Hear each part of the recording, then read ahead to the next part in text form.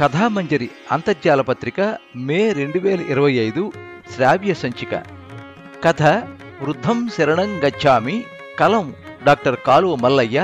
గళం పప్పు భోగారావు. ఎల్బీనగర్ నుండి లింగంపల్లి వెళ్లే మెట్రో ఎక్స్ప్రెస్ బస్సు నిండా జనం. మహిళలకు ఉచిత బస్సు ప్రయాణ సౌకర్యం ఉండడం వల్ల బస్సులో మహిళల సంఖ్య ఎక్కువగా ఉంది. ఆధార్ కార్డు లేకున్నా, ఎన్నికల కార్డు ఉన్నవాళ్లు, ఏ కార్డు లేకున్నా మాకు ఉచిత ప్రయాణం ఉండాలని వాదిస్తున్న మహిళలు ఉన్నారు. వాళ్ళకి సర్ది చెప్పలేక కండక్టర్ సతమతం అవుతున్నాడు. క్రిక్కిరిసి ఉన్న జనంతో బస్సు నిండు గర్భిణిలా ఉంది. బస్సులోనే కాదు, రోడ్డుపైన జనం, రకరకాల వాహనాలు, రద్దీగానే ఉంది. మెట్రో రైలు సౌకర్యం ఉన్నా ఈ రూట్లో బస్సులు ఎప్పుడూ జనంతో నిండుగానే ఉంటాయి. కండక్టర్ రైట్ రైట్ అనగానే బస్సు బయలుదేరింది. ఆపసోపాలు పడుతూ రోడ్డుపై నడుస్తుంది. డోర్ దగ్గర మనుషులు ఉండొద్దమ్మా, పక్కనున్న అద్దం కనపడడం లేదు, వెనక నుంచి వచ్చే వాహనాలు కనపడుకుంటే యాక్సిడెంట్ జరిగే ప్రమాదం ఉంది, డోర్ నుంచి దూరం జరుగుండ్రి అన్నాడు కండక్టర్. ఇసుక వేస్తే రాలనంత జనం బస్సులో. ఎక్కడికైనా జరగడం, ఊపిరి పీల్చుకోవడం కూడా కష్టంగానే ఉంది అందో మహిళ. బస్సు కొత్తపేట దాటి చైతన్యపురి చేరుకుంది. మగవాళ్ళు కూడా ఇట్నుంచే ఎక్కుతున్నారు. ముందు నుంచి ఎక్కేది స్త్రీలన్న ఆలోచన ఏమన్నా ఉందా వీళ్లకు? మేనర్లెస్ ఫెలోస్ అందొక ఆఫీస్కెళ్లే విద్యావంతురాలు. అతి కష్టంగా చోటు చేసుకుంటూ బస్సు ఎక్కుతున్న వృద్ధులను చూస్తూ అందామే. వాళ్ళిద్దరూ బస్సులో సీనియర్ సిటిజన్ సీట్ల దగ్గర నిల్చున్నారు. అమ్మాయి, చదువుకున్న దానిలా కనపడుతున్నావు, ఉద్యోగం కూడా చేస్తున్నావు అనిపిస్తుంది. ఎందుకు తల్లి నీకు ముసలోళ్ళంటే అంత కోపం? ఏ కారణం లేకుండా మేనర్లెస్ ఫెలోస్ అని తిడుతున్నావు అన్నాడో వృద్ధుడు. అతని పేరు రాజారాం. అతని దిక్కు తీక్షణంగా చూస్తోంది నీరజ. నేను వృద్ధులను తిట్టడం లేదు, మగవాళ్ళు ఇటునుంచి రావడం ఎందుకుంటున్నాను. ముందు పోయి పెద్ద జనాలున్నారు, అర్థం కావడం లేదా? అంతా స్త్రీలే అన్న విషయం తెలియడం లేదా? ఇంతమంది మధ్య వీళ్ళెందుకు? వెనక నుంచి వస్తే ఏంటి అంది. వాళ్ళ నెరిచిన తల, ముఖం మీద ముడతలు చూసైనా వృద్ధులన్న విషయం అర్థం కావడం లేదా నీరజ? వృద్ధులంటే స్త్రీల కంటే బలహీనలనే కదా ముందు సీట్లుంచింది అంది మరో స్త్రీ లక్ష్మి. తల్లి, మాకిక్కడ 2 సీట్లు కేటాయించారు కాబట్టి ఇటు నుంచి బస్సు ఎక్కాం. వెనక నుంచి అంత రద్దీలో బస్సు ఎక్కడం మా నుంచి అవుతుందా? 2 ఏళ్ల క్రితం అదే పని చేసి కింద పడి చేయి విరగొట్టుకున్నాను. ఎందుకమ్మా ఈ ముసలివాళ్లపైన అంత కోపం? మీ నాన్న, మీ తాత, మీ పెద్దలు ముసలివాళ్లే కదా అన్నాడు మరో వృద్ధుడు రామస్వామి. మీకున్నవి 2 సీట్లు, అవి కూడా నిండిపోయాయి. వాటి కోసం ఎంతమంది ఎక్కారు? 4 ఎక్కారు. సీట్లు లేవు కాబట్టి వెనక్కి వెళ్ళొచ్చు కదా. ఆడవాళ్ళని తాకుతూ నిల్చోవాలనే కదా అలా నిల్చోవడం అంది నీరజ. రామస్వామి, రాజారాం ముఖాల మాటలతో దుఃఖపూరితమయ్యాయి. టికెట్ టికెట్ అంటూ కండక్టర్ వాళ్ళ దగ్గరికి వచ్చాడు. పెద్ద మనుషులు, బాగా బతికిన వాళ్ళు, సీనియర్ సిటిజన్ సీట్లలో కూర్చున్న వాళ్ళు లేచి వీళ్ళకి సీట్లు ఇవ్వండి అన్నాడు ఆ ఇద్దరికి టికెట్లు కట్ చేసి ఇస్తూ. కండక్టర్ సాబ్, ఆడవాళ్లు సీనియర్ సిటిజన్లైనా నిల్చోవలసిందేనా? వీళ్ళకి సీట్లు ఇవ్వాల్సిందేనా ప్రశ్నించింది నీరజ. అని నేను అన్నానా మేడం? సీనియర్ సిటిజన్లు అయితే ఆడైనా మగైనా ఆ సీట్లలో కూర్చోవలసిందే. కానీ ఆ సీట్లలో ఉన్న స్త్రీలు 60 లోపు వారని అర్థమవుతోంది. ప్లీజ్ మీరు లేచి వీళ్ళని కూర్చొనివ్వండి అన్నాడు కండక్టర్. ఆ సీట్లలో కూర్చున్న స్త్రీలిద్దరూ నిల్చోబోతున్నారు. మీరు లేవకండి, వెంట్రుకలు నరిచినంత మాత్రాన సీనియర్ సిటిజన్లని ఎలా నమ్మడం? ఆ అమ్మాయిలు సీనియర్ సిటిజన్సే అంది నీరజ. మేడం, మీకెందుకు వృద్ధులపైన అంత కోపం? చూస్తే కనబడడం లేదా ఎవరి వయసు ఎంతో? ఆ మేడమ్స్ మధ్య వయసులో ఉన్నారు, వీళ్ళిద్దరూ వాళ్ళకి తండ్రి వయసులో ఉన్నారు. సరే, వాళ్ళది సీనియర్ సిటిజన్ వయసుని ఏంటి ప్రూఫ్? ఆధార్ కార్డు ఉంది కదా, ఇటు ఇవ్వండి చూద్దాం. కండక్టర్ మాటలతో వాళ్ళిద్దరూ లేచి నిల్చున్నారు. కూర్చోండి బాపు అంటూ ఆ వృద్ధులను ఆ సీట్లలో కూర్చోమన్నాడు. తండ్రి వయసు వారన్న మాటలు స్త్రీలను కదిలించాయి. తామింకా ఉద్యోగం చేస్తున్నారు, 60 దాటని వయసులో ఉన్నారు. మేము నిల్చుంటామమ్మా, మీరు కూర్చోండి అన్నాడు రామస్వామి. నాకు విపరీతమైన మోకాళ్ళ నొప్పులమ్మా, అందుకే నిల్చోలేకపోతున్నాం తప్ప మిమ్మల్ని లేపాలని కాదు, కూర్చోండి అన్నాడు రాజారాం. వద్దు సార్, కూర్చోండి, ఈ సీట్లు మీవి, ఇందులో కూర్చోవడం మీ హక్కు అని ముందుకెళ్ళాడు కండక్టర్.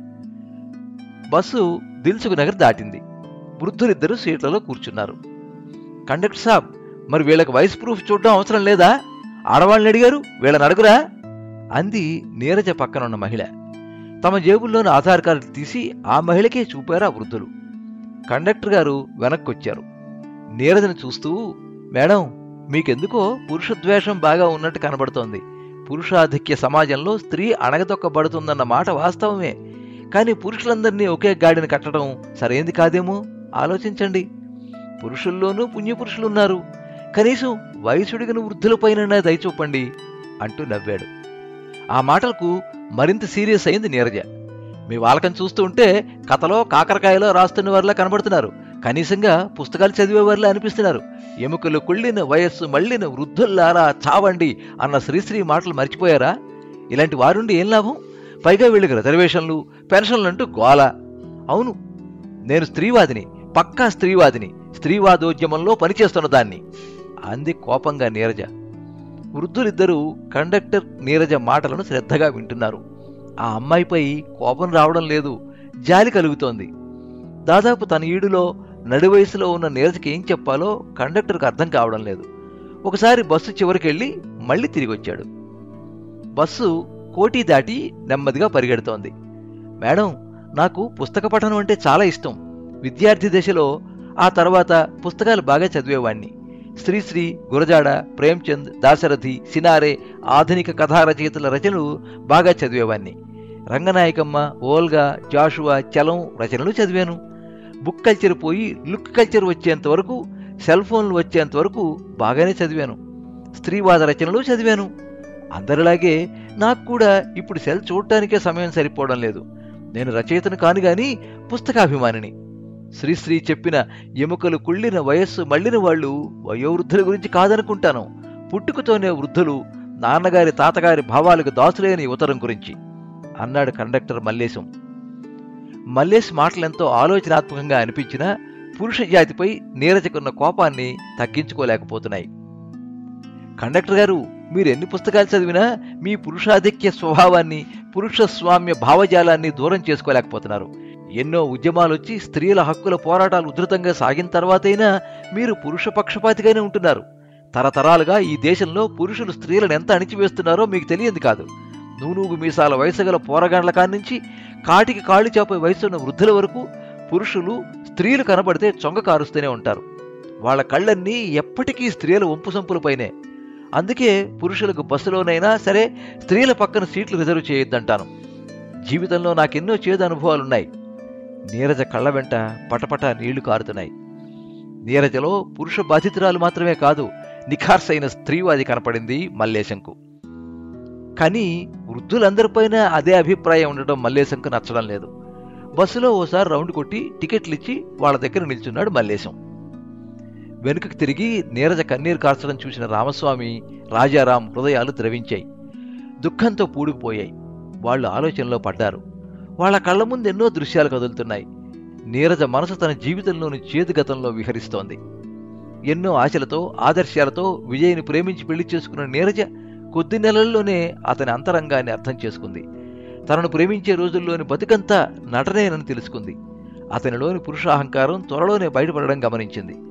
విజయ్ తన రూపాన్నే తప్ప తన మనసును, ఆదర్శాలను చూసి ప్రేమించలేదని తెలుసుకుంటానికి ఎక్కువ సమయం పట్టలేదు. అతనిలోని శాడిస్ట్ మెంటాలిటీ బహిర్గతం కాసాగింది. స్త్రీ అంటే శయనేషు రంభలాంటిదే తప్ప ఆమెకంటూ స్వంత ఆలోచనలుంటాయని విజయ్ ఎప్పుడూ భావించలేదు. మోడర్న్గా అలంకరించుకున్న ఏ మగాడితో మాట్లాడినా సహించేవాడు కాదు. తన ఆరోగ్య పరిస్థితి ఎలా ఉన్నా, మానసిక స్థితి ఎలా ఉన్నా తాను భర్తకు శారీరక సుఖం ఇచ్చే మాంసపు ముద్దే తప్ప వ్యక్తిత్వం ఉన్న మనిషి కాదు. తానెవరితోనైనా నవ్వుతూ మాట్లాడినా సహించేవాడు కాదు. ఆడది తిరిగి చెడింది, మగవాడు తిరిగి చెడతాడు అని తనకు తాను తిరగడానికి లైసెన్స్ ప్రకటించుకునేవాడు. విజయ్తో సంసార జీవితం ఆమెకు నరకప్రాయమైంది. చరణదాసిగా, ఏ వ్యక్తిత్వం లేని దానిగా బతకడం, హింసకు గురవుతూ బతకడం ఆమెకు నచ్చలేదు. అందుకే విజయ్తో విడిపోక తప్పలేదు. 5 ఏళ్ల దుర్భర సాంసారిక జీవితాన్ని మననం చేసుకున్న నీరజ కళ్ళ వెంట కారుతున్న కన్నీటిని కొంగుతో తుడుచుకుంది. అప్పుడప్పుడే బలపడుతున్న మహిళా ఉద్యమాల్లో చేరి తనతోటి సోదరీమణుల కోసం తన జీవితాన్ని అంకితం చేయడానికి నిర్ణయించుకుంది. ఆమె కన్నీళ్లను చూసిన రామస్వామి, తల్లి, ఎందుకమ్మా ఏడుస్తున్నావు? నీ జీవితంలో విషాదం ఉందని నీ మాటలతో అర్థమైంది. ఈ దేశంలో చాలామంది స్త్రీల జీవితాలు విషాదభరితంగానే ఉన్నాయి. స్త్రీ అబల కాదమ్మా ఏడవడానికి. పురుషులతో సమానంగా అన్ని రంగాల్లో దూసుకెళ్తున్న వీరవనిత, అంతరిక్షంలోకి కూడా దూసుకెళ్తున్న సాహస వనితలున్నారు. ఈ దేశంలో పురుషస్వామ్యం ఉందన్న మాట నిజమే. కానీ పురుషులందరినీ ఒకేలా భావించడం సరైంది కాదు. వయసు మళ్ళిన మాలాంటి వాళ్లను కూడా అన్నాడు. తన విషాదగాథను క్లుప్తంగా చెప్పింది నీరజ. వృద్ధులైనా యువకులైనా మగవాడు మగవాడే కదా, తన మగబుద్ధిని పోనిచ్చుకోడు. రోజు బస్సులో ప్రయాణిస్తే మీకైనా ఎవరికైనా అనేక సంఘటనలు తటస్థపడతాయి. అందుకే వృద్ధులైనా సరే ముందటి నుంచి రాకూడదని స్త్రీవాదులను గోల చేశాం. వృద్ధుల సీట్లను వెనుకకు మార్చారు. కానీ వెనక నుంచి ఎక్కడం ఇబ్బంది అవుతుందని, దిగేటప్పుడు డ్రైవర్ కనబడం కాబట్టి ప్రమాదాలు జరుగుతున్నాయని కోర్టుకెళ్లారు సీనియర్ సిటిజన్స్. మళ్లీ వృద్ధులకు కేటాయించిన సీట్లు ముందుకొచ్చాయి. ఈ దరిద్రం తప్పడం లేదు అంది ముఖం మార్చుకుని నీరజ. అమ్మా, తల్లి, మీ హక్కుల కోసం మీరు పోరాడటం, పురుషాధిపత్యాన్ని వ్యతిరేకించడం 100కి 100 సరైందే. కానీ పురుష జాతినే ద్వేషించడం సరైంది కాదు. ద్వేషంతో దేన్ని జయించలేమమ్మా. ప్రేమతో జయించాలి, మన ప్రవర్తనతో జయించాలి. ఒక్క స్త్రీల గురించే చెప్పడం లేదు నేనీ మాట, పురుషులైనా స్త్రీలైనా అన్నాడు రాజారాం. అమ్మా, తల్లి అంటూ కృత్రిమ ప్రేమను నటించడం నాకు నచ్చని పని. మీరుగానే ఉండండి. ఈ ద్వేషం తరతరాల అణచివేత నుంచి వచ్చింది. అయినా 70 దాటిని మీరు బస్సుల్లో ప్రయాణించడం దేనికి? కార్లలో పోలేరా? మీ పిల్లలు మిమ్మల్ని మీరు కోరిన చోట దింపలేరా? ఎందుకు దింపుతారులే, వాళ్ళు మగవాళ్లే కదా. వాళ్లకు మీ ఆస్తులు కావాలి, కానీ మీరొద్దు. నీరజ మాటలకు చిన్నగా నవ్వాడు రామస్వామి. బస్సు లకడికాపులు దాటి ముందుకెళ్తోంది. కండక్టర్ దింపే వాళ్ళని దింపుతూ ఎక్కే వాళ్ళకి టిక్కెట్లిచ్చి వచ్చి మళ్లీ వాళ్ళ దగ్గర నిల్చుంటున్నాడు. రాజారాంకు, నాకు ఏ వయసు అమ్మాయినైనా అమ్మా, తల్లి అని పిలవడం అలవాటైందమ్మా. అమ్మాయిల్లో మేము మా అమ్మలను చూసుకుంటాం. మేమెందుకు బస్సుల్లో ప్రయాణం చేయాలన్నావు కదమ్మా. రాజారాం నా కొలీగ్. రిటైర్మెంట్ అయ్యే వరకు నీతి నిజాయితీలతో పనిచేశాం. జీతం తప్ప మరో రూపాయి అక్రమ సంపాదన ఆశించలేదు. ఆ జీతం పిల్లలను చదివించడానికి, పెళ్లిళ్ళు, ఉద్యోగాల్లో స్థిరపడేట్టు చేయడానికే సరిపోయింది. అతి కష్టంగా చిన్న ఇల్లు మాత్రం కట్టుకున్నాం. పెన్షన్ కూడా లేదు. ఇక కారు, డ్రైవర్ ఎక్కడి నుంచి వస్తాయమ్మా? మా కొడుకు, కూతురుకు కూడా మమ్మల్ని ఎక్కడికైనా తీసుకొచ్చేంత తీరిక, ఓపిక ఉంటాయా తల్లి? ఎవరు బిజీ వాళ్ళది అన్నాడు రామస్వామి. ఆ మాటల గురించి ఆలోచిస్తోంది నీరజ. మేడం గారు, మీ వ్యక్తిగత జీవితం విషాదకరంగా ఉందని మీరు పురుష జాతినంతా వ్యతిరేకిస్తున్నారు. తుదకు మీ తాత, తండ్రి వయసున్న వాళ్లను కూడా. మీ జీవిత భాగస్వామి మాత్రమే మగవాడు కాదు కదా. మీ సోదరుడు, తండ్రి, కొడుకు, తాత, మనవడు కూడా మగవాళ్లే. వాళ్ళు బస్సు ఎక్కినా మీరు ఇదే మాట అంటారా అన్నాడు మల్లేశం. తండ్రి అయినా, తాత అయినా, కొడుకైనా నాకు మాత్రమే కదా. మిగతా స్త్రీలకు తండ్రో తాతో కాడు కదా. వాళ్ల పట్ల ఆ మగమహారాజు ప్రవర్తన ఎలా ఉంటుందో వెనక్కి చూడండి, తెలుస్తుంది. అమ్మాయిలను రాసుకుంటూ, తోసుకుంటూ, ప్రైవేట్ పార్ట్స్పై చేతులేస్తూ ఎంత అసహ్యంగా ప్రవర్తిస్తున్నారో చూడండి. నీరజ మాటల్లోని అర్ధసత్యాలను గమనించారు వాళ్ళు. అదిగో పెద్ద మనిషిని లేచి లేడీస్ సీట్ ఇచ్చినందుకు ఆ ముసలి పీను ఎలా ప్రవర్తిస్తున్నాడో చూడండి. నిల్చున్న పక్కనున్న అమ్మాయిలను తాకుతూ ఎలా వెరగనట్లు అమాయకంగా ప్రవర్తిస్తున్నాడో చూడండి అంది నీరజ పక్కనున్న శారద. ఆడదానిని చూడ అర్థంబు చూడను, బ్రహ్మకైనను పుట్టు రిమ్మ తెగులు అన్నారు కదా మన పెద్దలు. తను పెద్ద జోకు వేసినట్టు నవ్వుతూ అన్నాడు బస్సులో హ్యాంగర్ని పట్టుకుని వేలాడుతున్న యువకుడు. తిక్కగా ఉందా? డ్రైవర్ సాబ్, బస్ ఆపు. మల్లేశం అరవగానే బస్సు ఆగింది. నువ్వు బస్సు దిగు ఫస్ట్.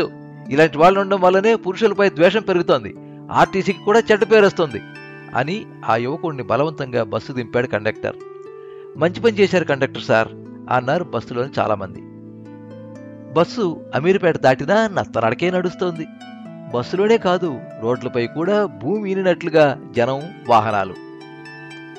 తల్లి, ప్రతి స్త్రీ పురుషుడిలో మనవడిని, కొడుకును, తండ్రిని, సోదరుని, తాతను చూసుకుంటే ద్వేషం స్థానంలో ప్రేమ మొలకెత్తుతుంది. రామస్వామి మాటలు ఎంతో ఆలోచింపదగ్గవుగా అనిపించే వాళ్లకు. నీరజ కూడా ఆ వృద్ధుడి మాటల గురించి ఆలోచిస్తోంది. మరి పురుషుడు స్త్రీలో ఏం చూసుకోవాలి? అందో నడివయస్కురాలు. ప్రతి పురుషుడు స్త్రీలో తన మనవరాలని, కూతుర్ని, సోదరిని, అమ్మను, అమ్మమ్మను చూసుకుంటే వక్రదృష్టికి స్థానం ఉండదు. ఇలాంటి ప్రయాణాలు హాయిగా సాగుతాయి అన్నాడు రాజారాం. ఆ మాటలు అందరికీ ఆలోచనాత్మకంగానే కనపడ్డాయి. బాపు, మీరిద్దరూ ఒకే ఆకును చదువుకున్నట్టున్నారు. మీరు చెప్పినట్లు చేస్తే స్త్రీ పురుష సంబంధాల్లో గణనీయమైన మార్పు వస్తుంది అన్నాడు మల్లేశం. వాళ్ల మధ్య సంభాషణ ఆసక్తికరంగా సాగుతోంది. వారి సంభాషణలు వింటున్న ప్రయాణికులకు ఆ బస్సు ఒక బోధివృక్షంగా కనబడుతోంది. వెకిలి చేష్టలు చేయాలనుకున్న యువకుల్లోనూ మార్పు కనబడుతోంది. సార్, మీరు స్త్రీ పురుషులు పరాయి వాళ్ల విషయంలో ఎలా ప్రవర్తించారో చెప్పారు, కానీ స్త్రీ పురుష సంబంధాలు ఎలా ఉండాలో చెప్పలేదు అన్నాడో యువకుడు. అతడు హైదరాబాద్ కేంద్రీయ విశ్వవిద్యాలయంలో సోషియాలజీలో పీహెచ్డీ చేస్తున్నాడు. తల్లి, నీ పేరేంటో జ్ఞాపకం లేదు. నీరజ కదూ? నువ్వు నా కూతురంత వయసున్న దానివి. జ్ఞానానికి వయసుకు సంబంధం లేదనుకో. ఈ కాలపు యువకుల్లోనూ పూర్తి యాంత్రికంగా బతికేవారున్నా అద్భుతమైన మానవీయ ఆలోచన సరళి ఉన్నవారు ఉన్నారు. జీవితాన్ని సుఖమయం చేసుకోవాలన్నా, దుఃఖభాజనం చేసుకోవాలన్నా అది మన చేతుల్లోనే ఉంది. స్వర్గం నరకం అంటూ వేరే ఏమీ ఉండవు. సుమతీకారుడు చెప్పినట్లు తన సుఖమే స్వర్గం, దుఃఖమే నరకం అన్నాడు రామస్వామి. తన ముందు సీట్లో కూర్చున్న రామస్వామి దిక్కే చూస్తోంది నీరజ. పాఠాలు అందరూ చెబుతారు, ఆచరించడమే ముఖ్యం అంది వాసంతి. సార్, భార్యాభర్తల సంబంధం గురించి చెబుతానన్నారు, చెప్పండి. మల్లేశం మాటలకు అవునన్నట్లుగా తల ఊపాడు రామస్వామి.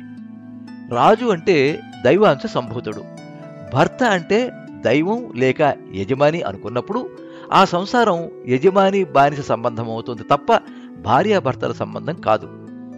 భార్య చరణదాసి కాదు, కేవలం శయ్య సుఖాలనిచ్చే ఆడదీ కాదు.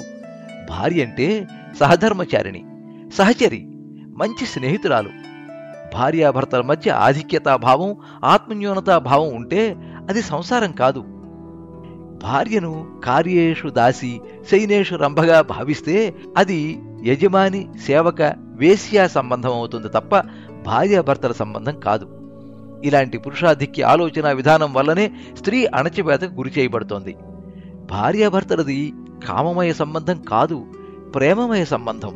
స్నేహితుల్లా, సమాన స్కంధుల్లా, సంసార నావను ఈదడానికి ఉపయోగపడే జోడెద్దుల్లా భార్యాభర్తల సంబంధం ఉంటే ఆ సంసారంలో సుఖం ఉంటుంది. అది లేదు కాబట్టే స్త్రీవాదాలు, నీరజ లాంటి స్త్రీవాదోద్యమకారులు రావాల్సిన అవసరం ఏర్పడింది. ఇలాంటి మహిళోద్యమాలను సమర్థించే వాళ్లలో నేను ఒకణ్ణి అన్నాడు నీరజ ముఖంలో వస్తున్న మార్పులను గమనిస్తూ. ఆమెలో అంతఃసంఘర్షణ చెలరేగుతోంది. భార్యాభర్తల మధ్య ఉండాల్సింది దేవుడు భక్తురాలు సంబంధం కాదు. భర్త అంటే వేల్పు కాదు, పెద్ద చిన్న సంబంధము కాదు. ఒకరినొకరు ప్రేమించుకునే ధర్మబద్ధమైన మానవీయ సంబంధం. ఈ ప్రపంచంలో మానవజాతి శాశ్వతంగా ఉండాలంటే ధర్మబద్ధమైన కుటుంబ వ్యవస్థ ఉండాలి. అట్లని అనునిత్యం సంఘర్షిస్తూ కలహాలతో గడిపే కంటే విడిపోయి తమ ఇష్టం ఉన్నట్లు బతకడం మంచిది. కుల, మత, జాతి, దేశం, సామాజిక, ఆర్థిక అంతరాలకు అతీతంగా ప్రేమ వివాహాలు జరిగితే స్త్రీ పురుష సంబంధాలు మెరుగుపడతాయి అన్నాడు రాజారాంగారు. బస్సులోని చాలామందికి ఆ మాటలు నచ్చినా బహిరంగంగా వాటిని సమర్థించడానికి ఎవరూ సిద్ధంగా లేరు. విజయ్ టార్చర్ను భరించలేక విడిపోయి బతుకుతున్న నీరజకు తాను జీవితమంతా ఒంటరిగా బతకడం సరైందేనా అన్న ఆలోచన రాకపోలేదు. ఆమెలో జరుగుతున్న సంఘర్షణను గమనిస్తున్నాడు మల్లేశం. మేడం, సీనియర్ సిటిజన్లు అంటే కేవలం వయసు మళ్లిన ఎముకలు కుళ్ళిన ముసలివాళ్లు కాదు. 6-7 దశాబ్దాల సుదీర్ఘ జీవితానుభవాలను జీర్ణించుకున్న జ్ఞానులు. సమాజంలో జరుగుతున్న అనేక మార్పులకు నిలువెత్తు సాక్ష్యాలు. వీళ్లను ముసలోళ్లను కించపరచడం మనల్ని మనం కించపరుచుకోవడమే అవుతుంది. వీళ్లలో 3 తరాల అనుభవ జ్ఞాన సంపద నిక్షిప్తమై ఉంది. గతం లేనిదే వర్తమానం లేదు, వర్తమానంతోనే భవిష్యత్తు నిర్ణయింపబడుతుంది. ఇలాంటి వాళ్ళ జ్ఞాన సంపదను భవిష్యత్ తరాలు ఉపయోగించుకోవాలి. వీళ్ళకెందుకు సీట్లు రిజర్వ్ చేయాలంటే సంపూర్ణ జీవితాన్ని విజయవంతంగా గడుపుతున్నందుకు, వయసుతో వచ్చిన వైకల్యాన్ని జయించడానికి అన్నాడు. మల్లేశం గారు, బాగా చెప్పారు. మీకు వృద్ధులంటే ఎంత ప్రేమ అన్నాడు వాళ్ల సంభాషణ వింటున్న రవీందర్. ఆ మాటలు విని కూడా మాట్లాడిన నీరజ దిక్కు చూస్తూ, మేడం, ఇలాంటి వృద్ధులే, వీళ్ల తరం వాళ్లే తాము కరిగిపోతూ పిల్లల్ని ఎదిగించారు, తాము చదువుకోకున్న పిల్లలను చదివించారు, తమ కుటుంబాలు జీవితాలను గెలుచుకుంటానికి అష్టకష్టాలు పడ్డారు. నా కోసం మా నాన్న, తమ పిల్లల కోసం నాన్నతరం వాళ్ళు తాము కొవ్వొత్తుల్లా కరిగిపోతూ కుటుంబాలకు వెలుగునిచ్చారు. కానీ వృద్ధాప్యంలో సరైన ఆదరణ లేక నానా ఇబ్బందులు పడే వాళ్ళెంతో మంది ఉన్నారు. తమ పిల్లల తరం లేదా మనుమల తరం కార్లలో, విమానాల్లో తిరుగుతూ ఉంటే వీళ్లు కాలినడకన బస్సుల్లో తిరగడం వెనుక ఎంత వేదనుందో అర్థం చేసుకోండి మేడం. మన దేశంలో వృద్ధులకు కనీసంగా విదేశాల్లోనైనా భద్రత లేదు, వృద్ధాప్య పెన్షను లేదు. తల్లిదండ్రుల సంపాదన పిల్లలకు చెందుతుంది, కానీ పిల్లల సంపాదన తల్లిదండ్రులకు చెందడం లేదు. బస్సులో 2 ముందు సీట్లు కేటాయించినందుకు ఇంత రభస చేశారు. చందానగర్ వచ్చేసింది, మీరు బస్సు దిగండి. వృద్ధం శరణం గచ్ఛామి. ఈ జ్ఞాన వృద్ధులను ఆదుకుందాం మేడం అన్నాడు కన్నీళ్లు తుడుచుకుంటూ మల్లేశం. ఆ మాటలు వింటున్న నీరజ కళ్ళ వెంట కూడా ధారాపాతంగా నీళ్లు కారుతున్నాయి. ఆమె సీట్లోంచి లేచి వృద్ధుల దగ్గరకొచ్చింది. బాపు, నాన్న! పురుషద్వేషంతో నా కళ్ళు మూసుకుపోయాయి. మీ ప్రవర్తనతో, మాటలతో నా కళ్ళు తెరిపించారు. నన్ను క్షమించండి అని రామస్వామి, రాజారాం కాళ్లకు నమస్కరించింది నీరజ. మరికొద్దిసేపట్లో లింగంపల్లి బస్టాప్ వచ్చేసింది. ఆ వృద్ధులిద్దరినీ చేయిపట్టి బస్సు దింపాడు మల్లేశం. గేటు దాటి బిహెచ్ఎల్ టౌన్షిప్లోకి మెల్లమెల్లగా నడుస్తున్నారు రామస్వామి, రాజారాం.